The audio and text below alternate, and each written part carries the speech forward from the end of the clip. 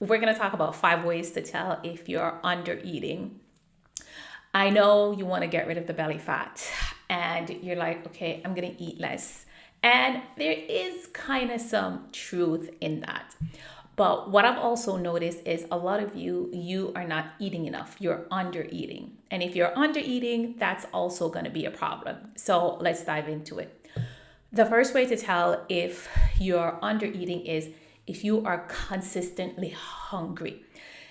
I remember years ago, I read something. I think it was Willow Smith. She was like, she had abs and she was getting so many compliments about it, even though she was like in her early 20s.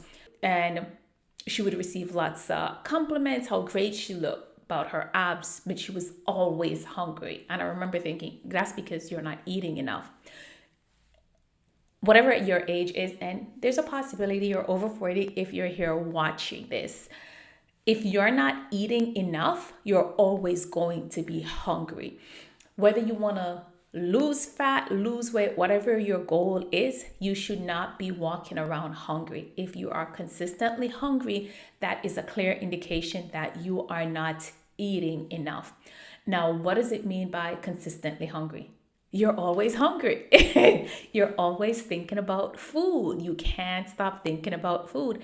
You are thinking about the next meal. You are thinking about what am I going to eat later while you're eating. And I know this is very infamous in the bodybuilding world because what they also don't talk about is how that can also lead to serious issues with your body, and you can create a complex. That's something different.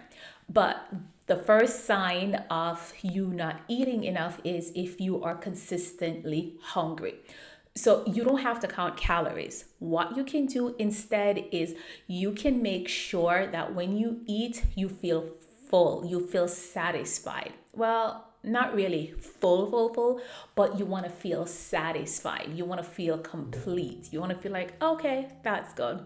And it should last you 3 to 4 hours. If it's not lasting 3 to 4 hours, then you're not eating enough. So kind of up that. Use that as a rule of thumb. Next way to tell if you are not eating enough is if you get sick on a regular basis. And when you get sick, it takes a while for you to heal. So it could be you catch the flu regularly, you catch the cold regularly, any type of sickness. And then when you do get sick, it takes a while for you to feel better. That's usually a sign you're under eating because the foods you eat, it provides nutrient that helps to strengthen your immune system. So if you have a weakened immune system because you're not getting enough nutrients, then that's going to be a problem.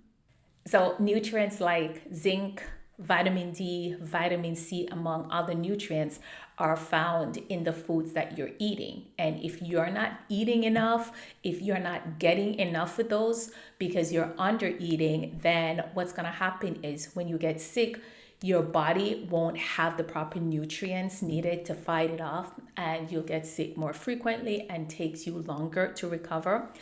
Similarly, if you have a cut and you find that whenever you get cuts, even a paper cut, it takes longer to heal, that's also usually a sign that you're not eating enough. So kind of bump it up, and please bump it up with good quality food, like foods, lean protein, healthy fats, healthy carbs. Another way that you can tell if you're under eating is your sleep quality is trash. The problem with using sleep as a way to track if you're getting if you're eating enough or not is if you're over 40, like me, I'm 45, you may also be going through perimenopause, right? And what may also happen is you may also have insomnia. So you're trying to figure out, am I not getting enough sleep because of insomnia, or am I not getting enough sleep because am I not getting enough sleep because of perimenopause, or am I not getting enough sleep because of not getting enough quality, of not eating enough? Or Or am I not getting enough sleep because I'm under eating? It's kind of like a double-edged sword, and both can happen. The reason why if you're under eating impacts your sleep is whether you are aware of it or not. When you sleep, you're using energy. Your brain requires energy to sleep. Your body requires energy to sleep. You're probably thinking, I'm resting, so what kind of energy? Think about it. Your organs are working, your heart's working, all your organs are working. Those require energy. That's because your body needs glucose to support your brain. That'll help you. Also, if you're not eating enough throughout the day, what's going to happen is you may fall asleep. Sometimes you may experience difficulty fall asleep, but whether you experience difficulty falling asleep or not, you're going to experience difficulty staying asleep. That is because you don't have enough energy for your organs to do what they're supposed to do. So it's kind of going to wake you up, usually between 2 and 5 a.m. Because your blood glucose level may drop. So it's like, we need food. The brain's like, I'm out of food. I need it now. So you want to make sure that you're eating enough throughout the day. I usually find that this happens a lot when women are doing intermittent fasting. Like, you may be fasting like 6 to 6 or doing like an 18-16 split shift. So intermittent fasting is when you go a period of time without eating.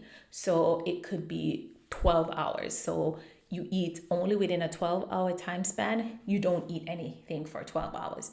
Or 16-8, where you don't eat anything for 16 hours. You eat only within 8 hours. So they have a few variations, but I find this happens a lot with women doing intermittent fasting or with women who have high cortisol level. Because if your cortisol level is high, you may not be hungry, so you don't eat enough. You don't even realize you're not hungry. And then what happens is you try to sleep and you can't sleep, okay? So speaking of hunger cues, of cortisol, you're not feeling hungry. Another way you can tell if you're under eating is you don't even feel hungry. Your hunger cues are null and void. You're like, oh, I can go all day without eating. And you brag about it as if it's something to brag about. Baby, it is not. Your body needs food. Your body needs energy. If you are not getting food, if you're not getting energy, eventually it'll start using the muscles, whatever muscles you have, as energy. And then you'll think, oh, I'm losing fat. Yeah, because your body has to be using the muscles. So what usually happens is you are busy throughout the day, you feel hungry, you're like, oh, I'll have something to eat later. And then you continue doing what you're doing. You may chug some coffee and forget about feeling hungry, right? I know you've done this. We've all done it at some point. And you keep doing that throughout the day, throughout the week, throughout the months, throughout the years. You eventually turn your hunger cue off where you're like, oh, I don't need food. How do people need to eat? Yeah. So try, if you are one of those persons who realize I can go all day with one meal or no meal, start turning on your hunger cues. So something that you can definitely start doing is force. Yes. Start forcing yourself to have even a smoothie, something to drink in the morning. But you want to start turning that around because you need food, you need nutrients, you need energy, right? So those are some of the signs that you may be under eating. And in order for you to make sure that you're eating enough, here are my rules. Eat at least 3 meals a day. You should not feel stuffed after each meal. If you feel like that, because you're probably overeating. You want to feel satisfied and comfortable after you've had your meals.